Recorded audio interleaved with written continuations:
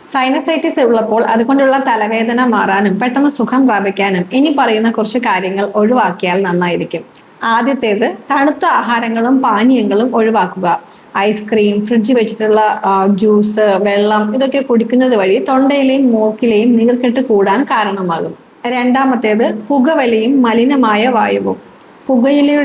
പുക ശ്വസിക്കുന്നതും പൊടിപടലങ്ങൾ ശ്വസിക്കുന്നതും സൈനസുകളിൽ കൂടുതൽ അസ്വസ്ഥത ഉണ്ടാക്കും. അതുകൊണ്ട് പുറത്തു പോകുമ്പോൾ മാസ്ക് ധരിക്കുന്നത് പൊടിയിൽ നിന്നും അലർജിയിൽ നിന്നും സംരക്ഷണം നൽകുന്നു. മൂന്നാമത്തേത്, അമിതമായ പാലുൽപ്പന്നങ്ങൾ. ചിലരിൽ പാല്, തൈരൊക്കെ ഉപയോഗിക്കുമ്പോൾ അത് കഫക്കെട്ട് കൂടാൻ കാരണമാകുന്നു. ഇതും സൈനസൈറ്റിസ് കൊണ്ടുള്ള ബുദ്ധിമുട്ടുകൾ കൂട്ടാറുണ്ട്. അതുകൊണ്ട് താൽക്കാലികമായി ഇവയുടെ ഉപയോഗം കുറയ്ക്കുന്നത് നല്ലതായിരിക്കും. നാലാമത്തേത്, ഉറക്കമില്ലായ്മയും വിശ്രമമില്ലായ്മയും. ശരീരം വേഗത്തിൽ സുഖം പ്രാപിക്കാൻ നല്ല വിശ്രമം ആവശ്യമാണ്. വേണ്ടത്ര ഉറക്കം ലഭിച്ചില്ലെങ്കിൽ നമ്മുടെ ഇമ്മ്യൂണിറ്റി കുറയുകയും അസുഖം സുഖപ്പെടാൻ കാലതാമസം എടുക്കുകയും ചെയ്യും. അഞ്ചാമത്തേത്, കഠിനമായ വ്യായാമങ്ങൾ.